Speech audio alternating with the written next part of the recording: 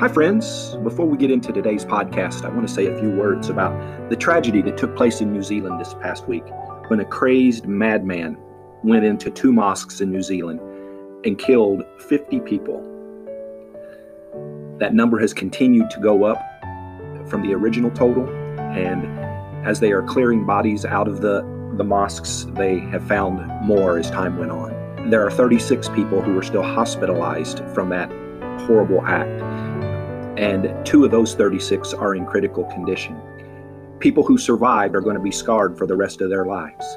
Now, being a mosque, obviously that is where Muslims practice their faith.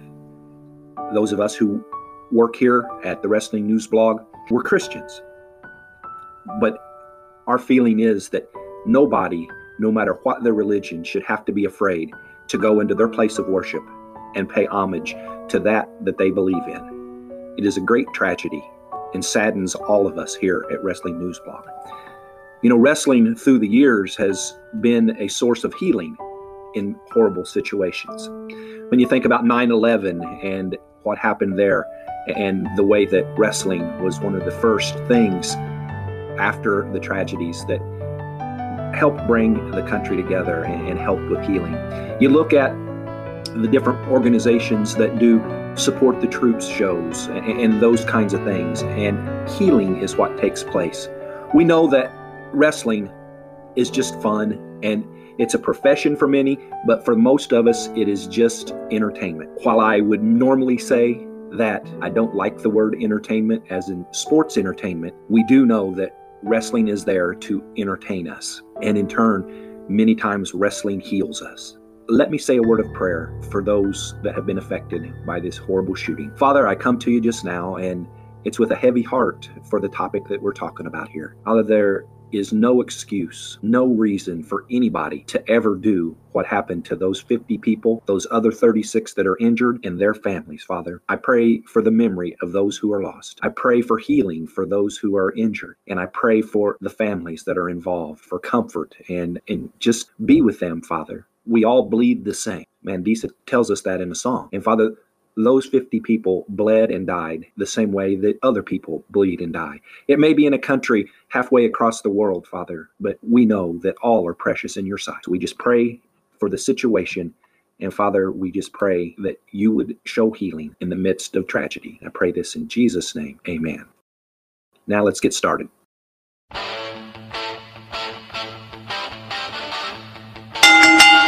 Discussing pro wrestling with industry insiders, past, present, and future.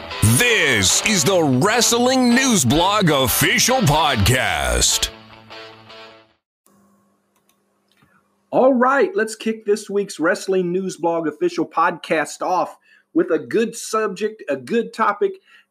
You know, if you know me, you know I love AJ Styles. I've interviewed him. He's a good, godly man, and so excited. But what happened this week, man, it was one of those promos that just get you going. Not so much for the buildup of a match, but for the way that they did it and the topics that they used. Randy Orton, AJ Styles. Orton comes out and wonders aloud how this could be the house that AJ Styles built. AJ says that on a regular basis. That's one of his sticks, so to speak. Well, what I don't understand is in 2002, AJ Styles was wrestling for $10 a night in a high school gymnasium in front of 12 people while I was here making my WWE in-ring debut. In 2004, AJ Styles was shaking hands with his opponents in the bingo halls, and I was here becoming the youngest WWE champion ever. In 2005, AJ was down in Florida getting a tan with Dixie Carter while I was here facing The Undertaker at WrestleMania. Oh, got in a little Dixie Carter name there. He didn't name TNA or Impact Wrestling, just Nick Dixie Carter there. But every year after that, Orton was here in the WWE at the top, winning titles. Orton says, this is not the house that AJ Styles built. It was built long before AJ stepped foot in the ring, in a WWE ring. Orton goes on until music interrupts and out comes the phenomenal one. AJ just jumps right back on the indie topic. Wow, Randy. For someone who looks down on the indies, you sure did follow my career pretty closely. Hey, I'm flattered. And you're right, I did come from the indies, and I'm damn proud of it too. Guys like you weren't made for my world. You were built for the WWE. And that's a good thing, because guys like you would not have made it in my world. AJ says he's heard guys like Orton look down on the AJs of the world, and points to Orton's signature and says it's a knockoff of the Diamond Cutter. Ouch. Orton points out how AJ and the Bullet Club, AJ's pals, ripped off the Too Sweet gesture. AJ goes on about how Orton had helped his whole career. Evolution, you remember that team of yours? How about the Legacy? No? You forgot about that one? Here's the one that everyone seemed to have forgotten. Rated RKO, you and Edge? Forget about that one? Oh, here's a good one. The Wyatt family. Says it sounded like Orton had a lot of babysitters over the years. At that point, I expected blows to go, because, man, they are burning each other back and forth. Don't get him wrong. Orton is who he says he is. He's a viper who uses everyone around him and then tosses them to the curb when he's done. AJ says that's why he got the jump on Orton with the attack at Fastlane, because he won't be Orton's next victim. Orton said AJ has no choice as long as he wants to rent a room where Orton is the landlord, meaning a room in the house that Orton built. Orton says rent is due, and AJ can make the check out to 3 letters, RKO. Orton drops the mic and goes to leave, but AJ says if Orton wants his rent, he can come take it. AJ points to the WrestleMania 35 sign and says, as he said, come and get it. They have an awesome stare down, and Orton looks up at the WrestleMania sign. Will Orton accept the challenge? AJ's music hits and they go. He goes to the back. But here's what I liked. You know, the indie part of it. You know, there's a couple of ways to go about making it, and going through the indie circuit. There's another way of going through the WWE's territorial way that was there for a long time, and now through the Performance Center. But the thing is, the indies are a very, very needed part of the wrestling world today. And you might say, well, you're a little bit prejudiced. You ring announce in an indie promotion. And yeah, I guess I am a little prejudiced, but I watch how hard guys work. And you know, they work all day, 40 hours plus a week, and then they train, and then they come out and they put on a good show. Do they make much money? Not in the lower levels. You know, you can make good money doing indie work, but you gotta sacrifice. It's not all luxurious, and those guys know that nothing is being handed to them. So I wanted to start off with just how good that I thought that promo was. And just, I love when they bring that kind of reality into the wrestling world. There's other parts of reality that I don't care for, but when it's like that, that makes for an awesome promo.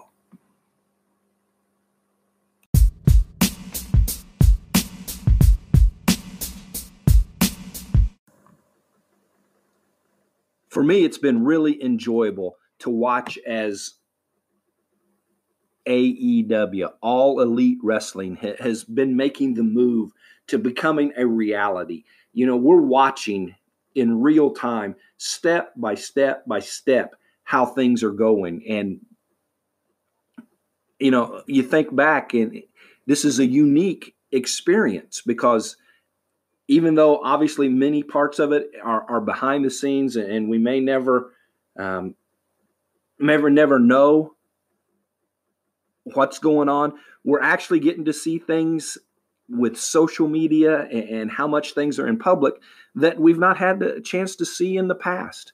All this activity with intellectual property, with Arn Anderson filing trademark applications. Jim Ross, we'll talk about that a little bit later, filing a trademark. But to give some background, on March the 10th, 2019, Cody Runnels, also known as Cody in professional wrestling circles, applied to trademark the moniker he has used on the indie scene. Oh, did I say indie scene? That seems to be a recurring statement this week. The American Nightmare. Of course, the American Nightmare is a take on Cody's famous father, the American Dream, which Cody also applied to trademark on March 10, 2019. Conrad Thompson, through his business entity, Toot Toot LLC, applied to trademark Four Horsemen. Arn Anderson applied to trademark his ring name. And all of these things are happening. Again, Jim Ross made an application for a trademark. And so, all of these trademarks are happening. Arn gets released from WWE, and he actually spoke out about that this week and was very professional about it. Didn't throw anybody under the bus. Jim Ross will be out of his contract at the end of this month. It is also interesting that the attorney doing all this is the same person, Michael Dawkins. Would it just be coincidence that that is the case? I think not. Just think about, for other people that have got history like Anderson, Jericho, Ross, if all of that comes to be, what it says about AEW, what it says about what they believe, where they're going, and what they are doing. I tell you what, Vince has taken enough note that he is signing people early, re-signing people early whose contracts are about to be up, and he's offering them big money. Big money. Do they need them? Or is it big money just to keep them out of All Elite Wrestling? I don't know. Okay, maybe I have opinions on the matter, and it is the way Vince does business. Money buys things, but also money keeps other people from buying things. And I think back to WCW, and this just has a WCW feel to it to me. Will there be a Monday Night War? I don't know if it'll happen in the exact same way. I remember being shocked when WCW decided that they would go head-to-head with Raw. I thought it was a bad choice. You see what I knew.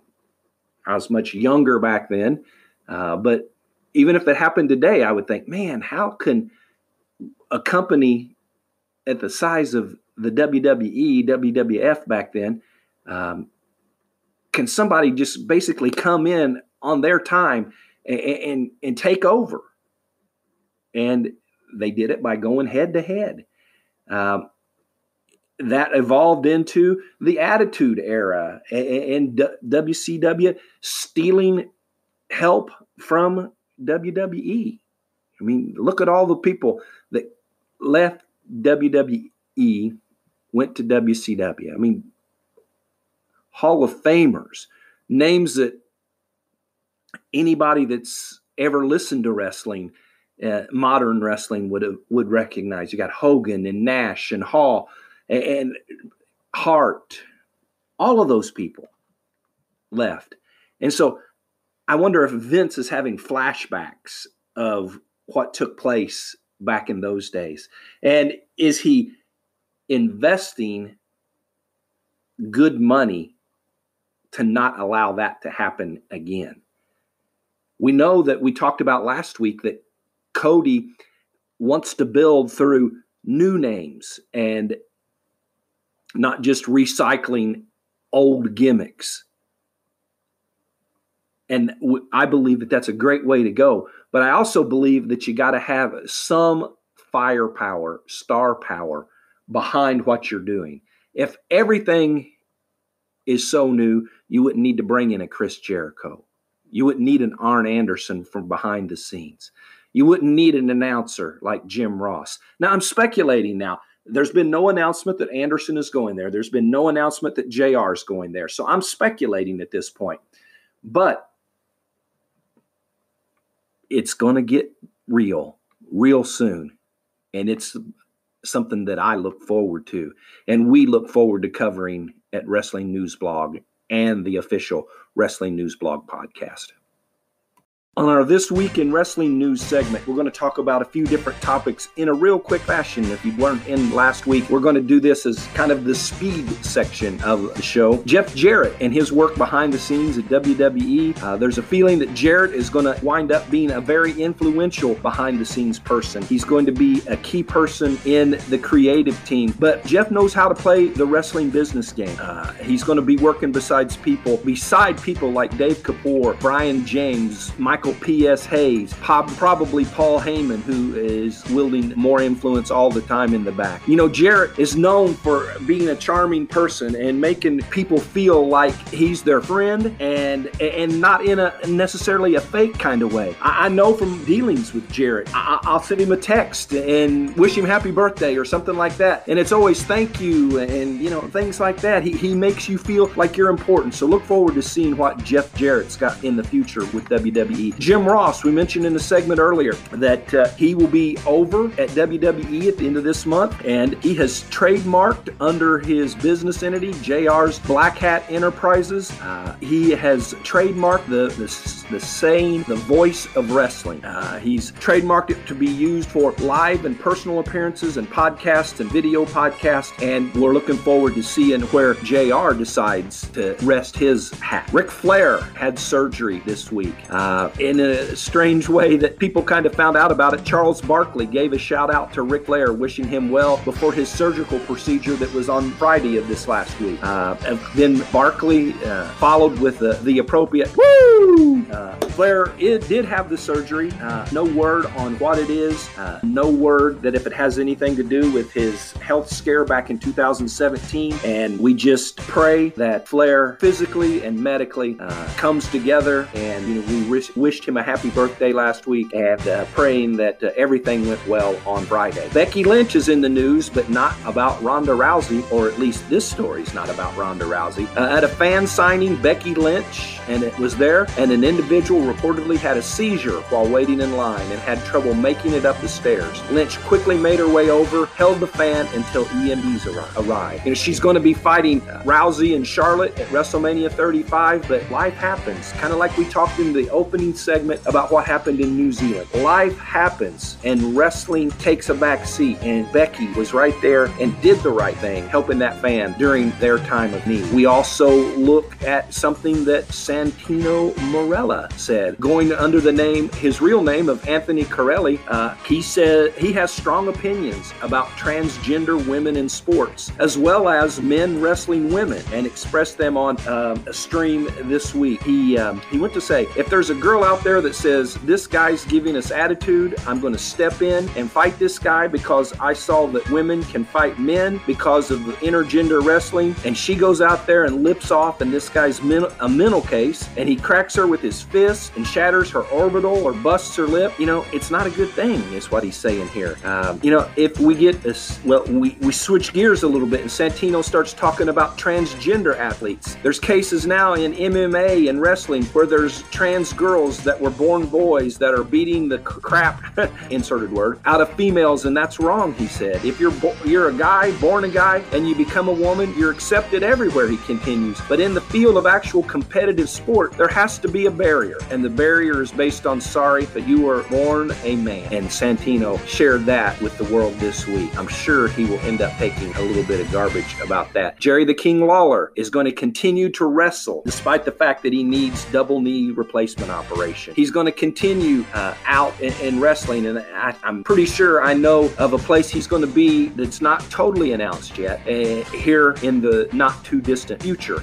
Lawler received the bad news from an orthopedic surgeon. They originally thought that he could undergo arthroscopic surgery to give him some relief on his aching knees, but he underwent an MRI and x-rays, and it revealed that he's bone on bone and needs to have the replacement surgery on both.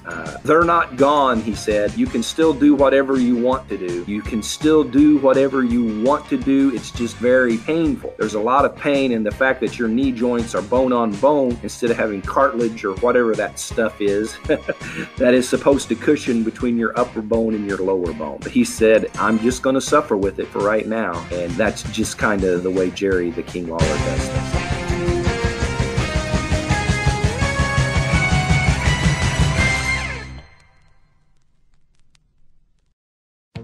Have you ever thought about starting your own podcast?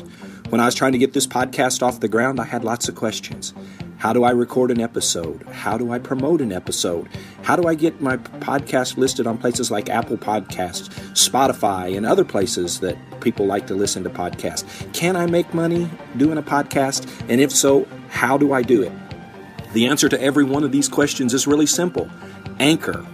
Anchor is a one-stop shop for recording, hosting, and distributing your podcast. And best of all, it's 100% free and ridiculously easy to use.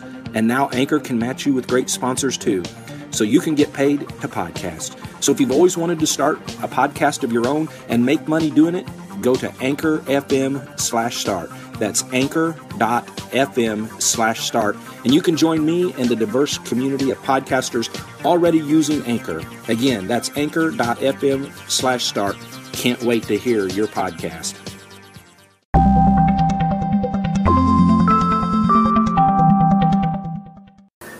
In our wrestling throwback segment this week, we're going to talk about a legend. But it may be a legend that not a lot of people know. One that actually spent time in the ring, but known more for what he did behind the scenes, and that would be Jerry Jarrett. Yes, Jerry Jarrett, whose son, Double J, is probably more famous with the generation that we're in right now than his father. But I tell you what, it's kind of interesting the way some of the things are going with his father. He has an amazing podcast and just recently started a Roku channel that's focused on Memphis wrestling. And in this throwback segment, we've been focusing on Memphis wrestling, and we just wanted to introduce you to Jerry Jarrett. We've been working on this for a while now, and we want to give you some background on Jerry Jarrett. As I mentioned, he is the father of Hall of Famer Jeff Jarrett, and he's the former co-owner of what was known as Memphis Wrestling Territory. Jerry is a key figure in the history of professional wrestling in the Mid-South United States. Described as a wrestling genius, he was inducted into the National Wrestling Alliance Hall of Fame in 2009. Jarrett founded Memphis, Tennessee-based Continental Wrestling Association in 1977. In 1989, he merged his promotion with Dallas-based promotion World Class Championship Wrestling, and they created the new United States Wrestling Association, which eventually Jarrett sold to Jerry Lawler in 1977. He made another foray into promoting in 2002 when he co-founded NWA TNA with his son, Jeff Jarrett, selling his controlling interest to Panda Energy International a little bit later. He was exposed to wrestling business at a very early age. His mother worked as a ticket vendor, and he began selling programs for a promotion owned by Roy Welch and Nick Goulas at the age of 7. That's a pretty young start. At 14, he became a professional wrestler or professional wrestling promoter, renting buildings, advertising shows, constructing the ring, selling tickets, and stocking refreshments. Those things that promoters in the indie scene do each and every time they are at the arena. He worked as a promoter until he left Nashville to attend college. After college, he worked with Welch and Goulas as an office assistant and became a referee by default after a referee no-showed. Again, something that happens in the indie areas. He soon returned to promoting, working his way up from local promotions to regional and then national. While working as a referee, Jarrett decided to become a wrestler and was trained by his friend and future tag team partner, Tojo Yamamoto, and veteran wrestler Sailor Moran. He wrestled his first match in Haiti in 1965. If you're a fan of Memphis wrestling from back in the day, you know the name Tojo Yamamoto. He became a successful wrestler in the South, particularly in his home state of Tennessee, forming tag teams with Jackie Fargo and once again Tojo Yamamoto.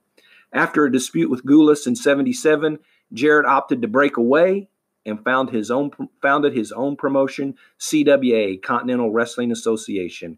He had support of Buddy Fuller, Jerry Lawler, and his mother.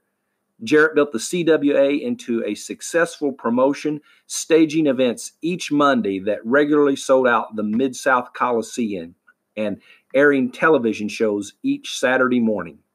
In 1981, NWA Mid-America folded due to competition from CWA, with Goulas selling his territory to Jarrett. In 1979, the Freebirds wanted Jarrett to allow them to play Freebird on their entrances. They first tried it at the Mid-South Coliseum, along with twirling the house spotlights. So Jerry Jarrett became one of the first promoters to use music and videos to promote his roster of wrestling. In 1984, Jarrett entered into a talent exchange with Bill Watts' Mid-South Wrestling promotion. Jarrett and Lawler advised Watts to bring more young performers into his territory to attract a younger generation of fans, especially females, since they bring their boyfriends to shows. You know, we mentioned earlier that he is a genius. In 1988, Jarrett entered talks with Vern Gagne, owner of Minneapolis, Minnesota-based AWA, the American Wrestling Association, about a potential merger. After the talks were abandoned in 1989, Jarrett instead entered into a merger with Dallas, Texas-based promotion World Class Championship Wrestling to create the United States Wrestling Association. The USWA began promoting shows in Tennessee and Texas in 1989, with Jarrett aspiring to take the promotion national. In 1990, WCCW withdrew from the USWA after a revenue dispute, folding shortly thereafter.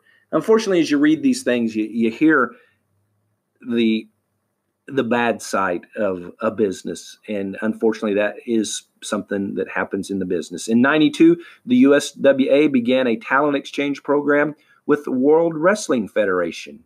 By the mid-90s, attendance at the Mid-South Coliseum had fallen sharply, and in 1995, Jarrett sold his stake in the promotion to Jerry Lawler and Larry Burton.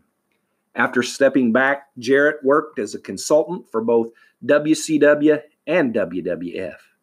2001, Jarrett put together proposals for the acquisition of WCW, circulating that he could return the company to profitability by aggressively cutting costs. The company's assets were, however, acquired by the WWF after its programming on TBS and TNT was canceled. After the sale of WCW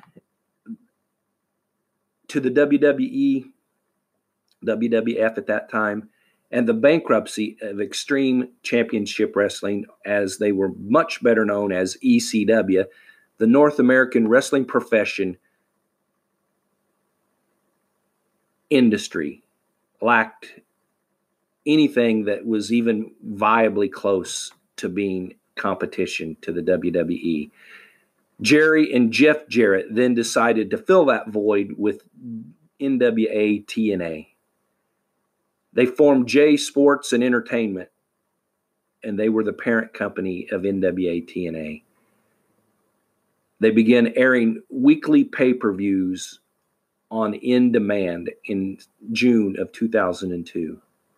In October that same year, JSE sold 72% controlling interest in TNA to Panda Energy. Jarrett remained part of the NWA management team until departing in late 2005 over a dispute about the direction of the country. Jerry Jarrett now hosts the podcast Booking Memphis, and now, as I mentioned earlier, has a Roku channel.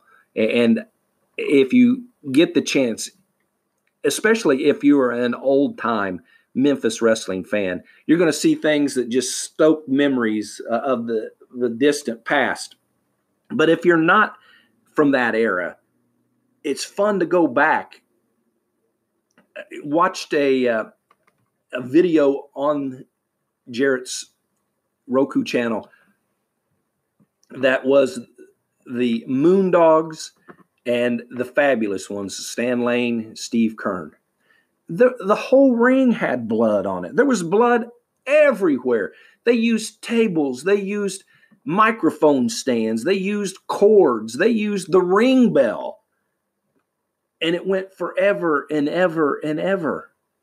It was the epitome of old school wrestling. And it was awesome. And you can get all through the archive there of wrestling from back in the Memphis days.